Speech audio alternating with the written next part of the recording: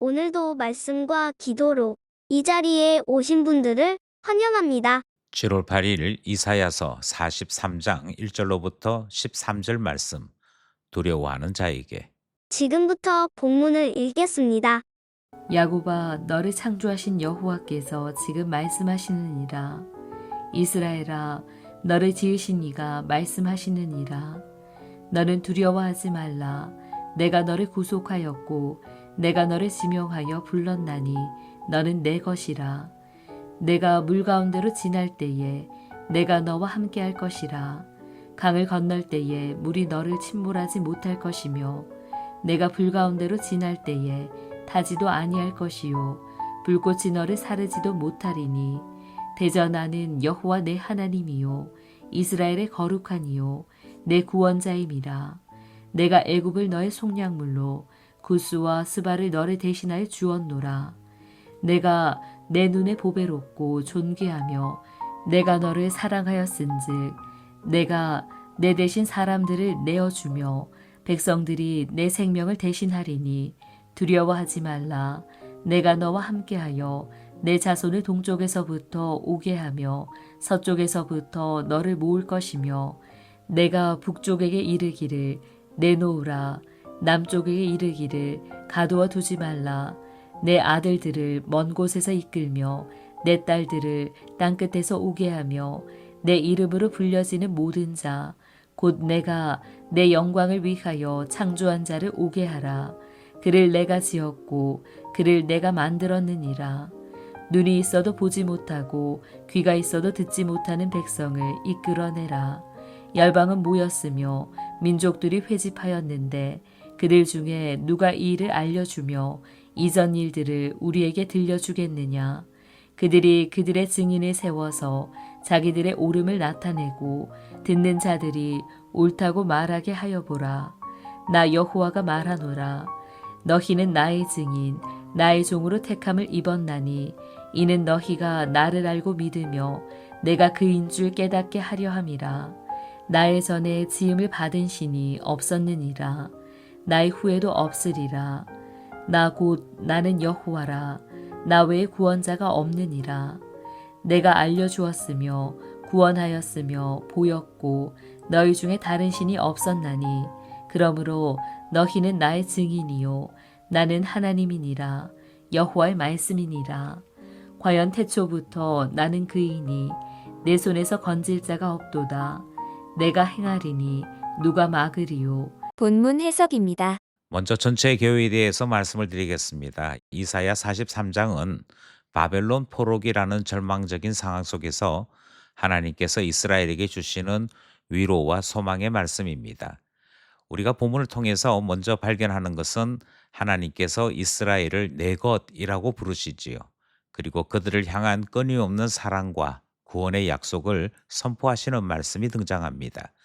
이것은 감정적인 위로를 넘어서 하나님의 주권적인 창조와 구속 사역에 근거한 확실한 언약적 선언이고 하나님의 확고한 사랑 표현입니다.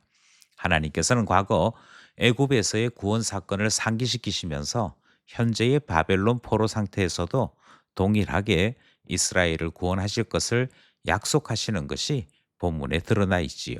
이 말씀을 통해 모두가 힘을 내기를 원하는 마음으로 본문 살펴보겠습니다. 첫 번째 문단은 1절로부터 7절입니다. 너는 내 것이라. 영적으로 무지해서 하나님께서 자신을 버리셨다 이렇게 오해하는 이스라엘 백성들이 있었습니다. 그런데 하나님은 너는 내 것이라 이렇게 선언하시지요. 이 선언은 이스라엘이 왜 이스라엘이어야 하는가 하는 존재의 목적을 말해주고 있습니다.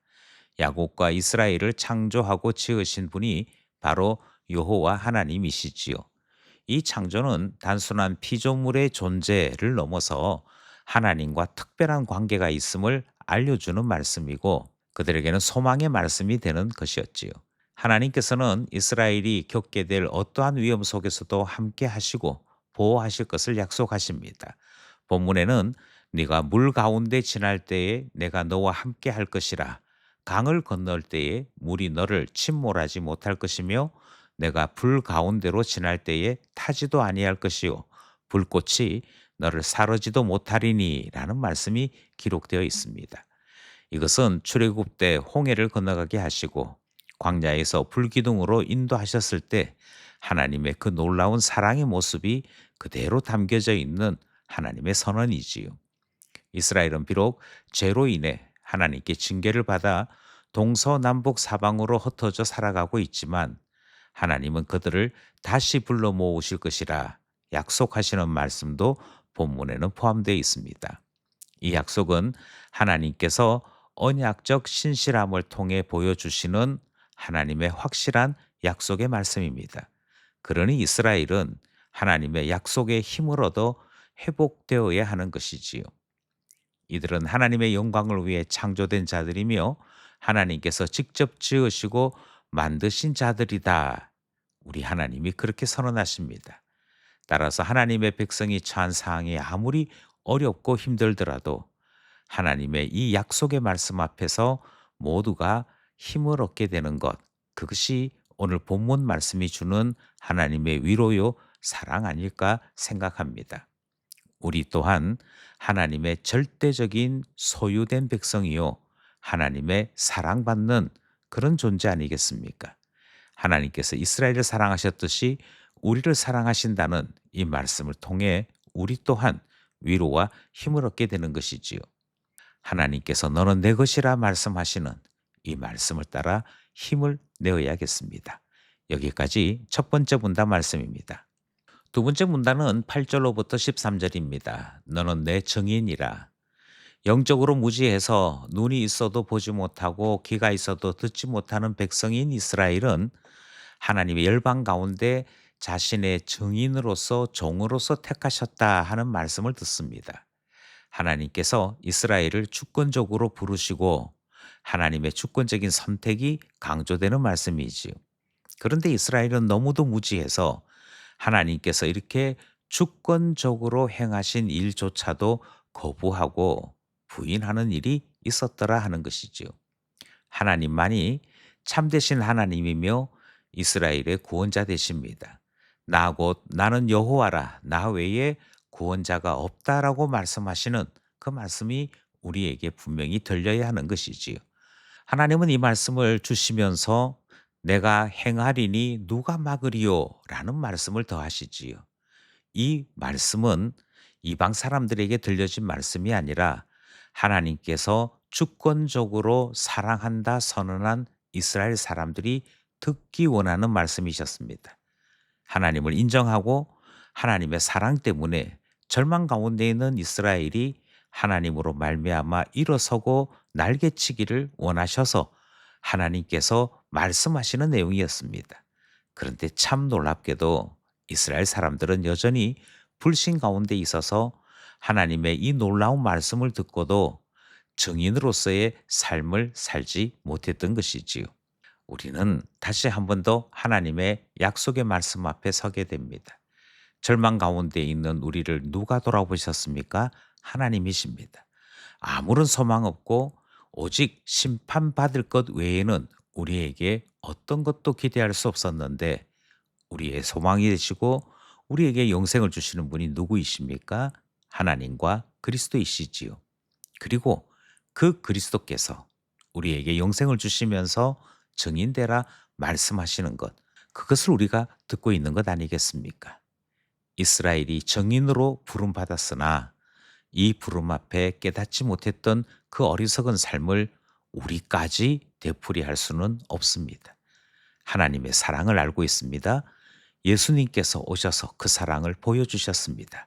이제 우리가 할 일은 우리를 이렇게 사랑하신 우리 하나님과 그의 아들 예수 그리스도를 증언하고 증거하는 거 아니겠습니까? 여기까지 둘째 문단 말씀입니다. 오늘 본문 말씀을 정리하면 이렇습니다. 첫째는 하나님의 주권적인 소유와 사랑에 대해 들었습니다. 하나님께서 이스라엘을 내 것이라고 하셨고 우리 또한 그리스도 안에서 하나님의 자녀라고 말씀하시는 거 듣는 거 아니겠습니까? 하나님이 일방적으로 주권적으로 우리에게 오셨고 우리를 자녀 삼아 주셨고 사랑한다 말씀하시는 것, 그거 듣는 오늘 본문 말씀이었습니다. 두 번째로 하나님의 변치 않는 신실하심과 전능하심을 느낄 수 있는 말씀이었습니다. 하나님은 과거에도 그리고 포로로 끌려갔던 이스라엘 백성들에게도 예수 그리스도 안에 있는 우리에게도 동일하게 신실하고 전능하심을 나타내십니다. 심지어 우리에게는 예수 그리스도로 말미암아 대속의 은혜까지 베풀어 주심으로 하나님의 사랑이 어떻게 한결같은지 그것이 오늘 본문 말씀을 통해 깨닫는 두 번째 교훈이었습니다. 마지막 교훈은요. 하나님의 정의로서 우리가 살아가야 할 사명이 있음을 발견하게 됩니다. 사랑을 받았고 은혜를 받았습니다. 갚을 길은 따로 없습니다. 오늘도 말씀과 기도로 하나님께로부터 위로와 사랑을 받으며 살아가는 기쁜 가족 되기를 간절히 소원합니다.